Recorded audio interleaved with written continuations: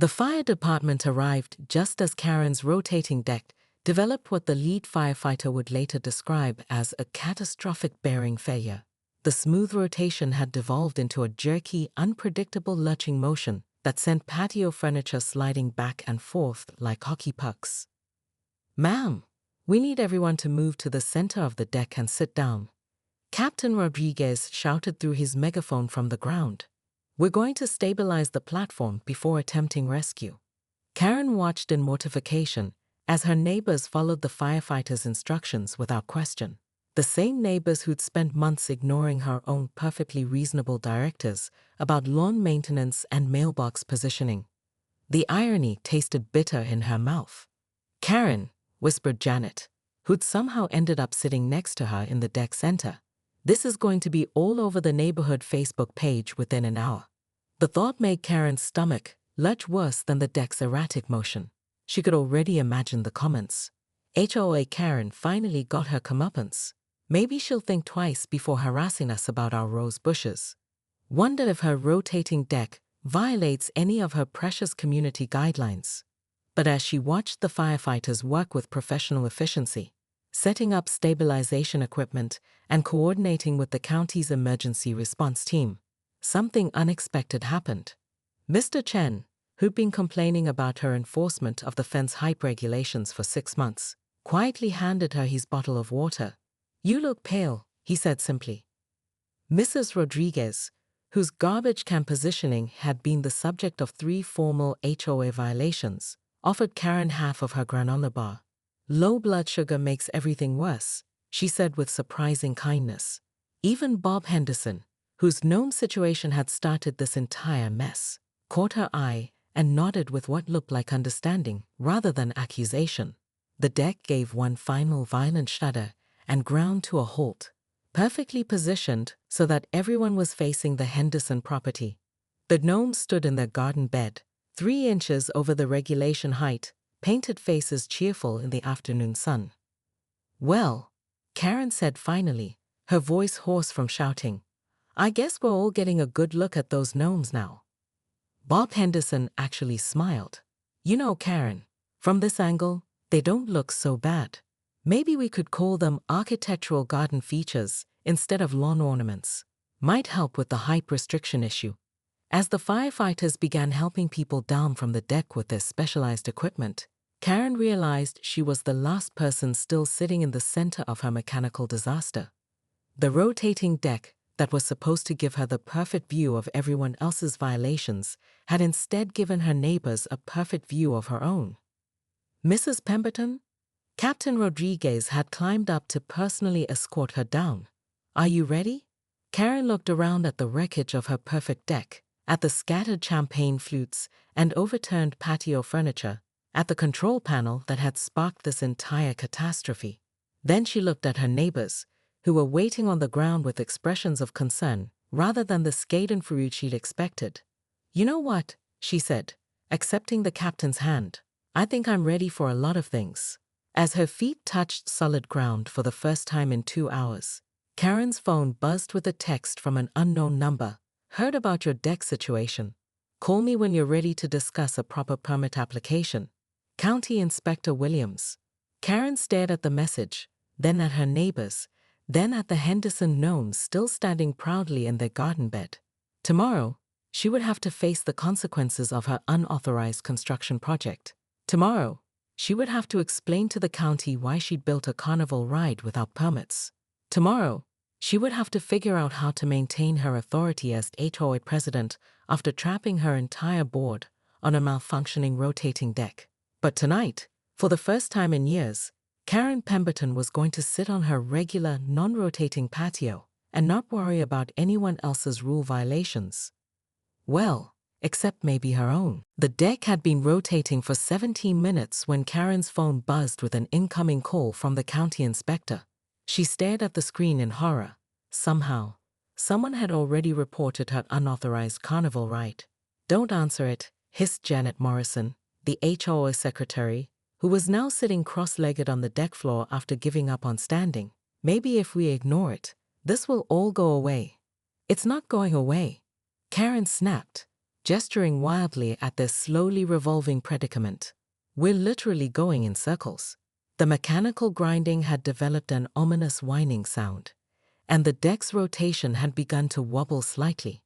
What had started as a smooth restaurant-style lazy Susan motion now felt more like a broken washing machine on its final spin cycle. Bob Henderson, gripping the pergola with white knuckles, called out, "Karen, my wife's getting motion sick. How do we stop this death trap?" "It's not a death trap," Karen protested, though her voice lacked conviction. She'd found what looked like an emergency stop button, but every time she pressed it, the deck just rotated faster. "It's a patented scenic view rotational deck system designed to maximize property value through dynamic landscaping perspectives." Dynamic landscaping perspectives. Mr. Chen laughed bitterly. "Karen, we're about to become a news story. How President traps neighbors on Rogue Carnival ride." The thought of negative publicity struck Karen like a physical blow. She'd spent 3 years building her reputation as the neighborhood's premier rule enforcer, the guardian of property values, the defender of aesthetic standards. Now she was going to be remembered as the woman who turned an HOA meeting into a mechanical disaster. Her phone rang again. This time it was her contractor, Miguel. "Miguel," she answered desperately. "The deck won't stop rotating." "Senora Karen, I told you not to activate system until final inspection." Miguel's voice crackled through the speaker. "Control panel needs calibration. Very dangerous without proper setup." "Well, how do I stop it now?" Karen demanded, as several homeowners groaned in unison during a particularly jarring wobble. "Emergency manual override is underneath, but someone needs to crawl under deck while it's moving. Very dangerous. I'll come fix tomorrow when safety stopped." "Tomorrow?" Karen's voice rose to a shriek. "We can't stay up here until tomorrow." The deck gave a violent shudder, and everyone heard the ominous sound of metal straining against metal. Karen's champagne flute collection, displayed on a built-in shelf, began rattling ominously. "Karen," Janet said quietly, "I think we need to call the fire department." "Absolutely not." Karen's response was automatic, driven by years of maintaining her image as the neighborhood's most competent authority figure. "I can handle this. I always handle everything." But as she looked around at 23 increasingly panicked faces, all staring at her with a mixture of fear and accusation, Karen felt something crack inside her chest. Not just her authority, her certainty. For the first time in her adult life, she genuinely didn't know what to do.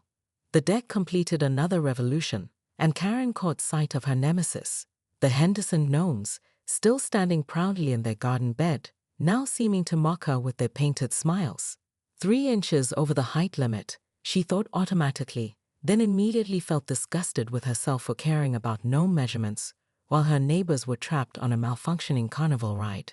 "Fine," she said finally, her voice barely audible over the mechanical groaning. "Someone call 911. The champagne flute shattered against the pristine white railing as Karen Pemberton's meticulously planned HOA board meeting devolved into utter chaos.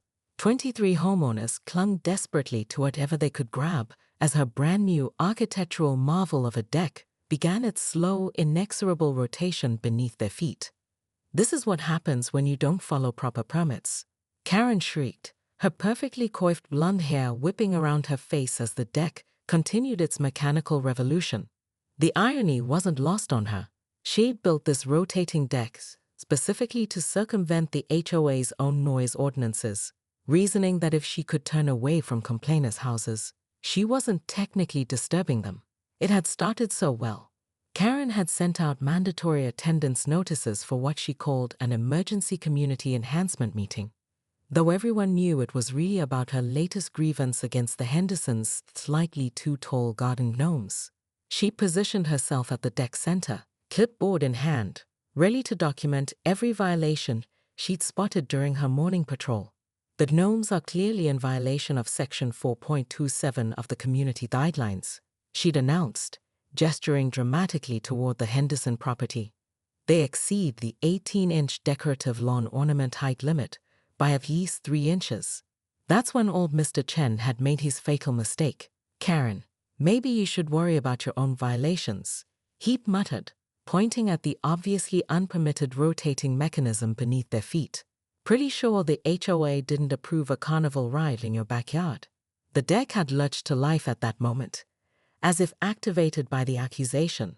Karen's face had gone from righteous indignation to dawning horror as she realized her contractor had installed the rotation system's activation switch exactly where she'd been leaning her hip. Everyone remained calm, she commanded, though her voice cracked with panic. The deck rotated slowly but steadily, like a lazy Susan designed by a sadistic architect. Patio furniture slid toward the edges, and several homeowners grabbed onto the pergola posts for stability.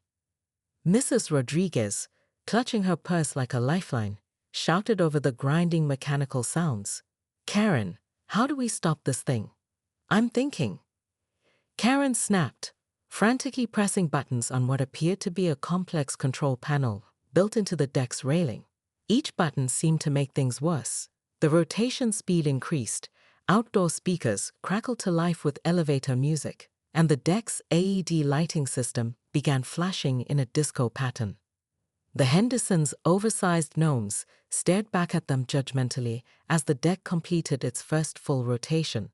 Karen caught sight of her own house's reflection in the sliding glass doors and realized with mounting dread that her unauthorized rotating deck wasn't just a permit violation, it was a £3,000 lawsuit waiting to happen. "Nobody leaves until we figure this out," she declared, though whether anyone could actually leave was becoming increasingly questionable.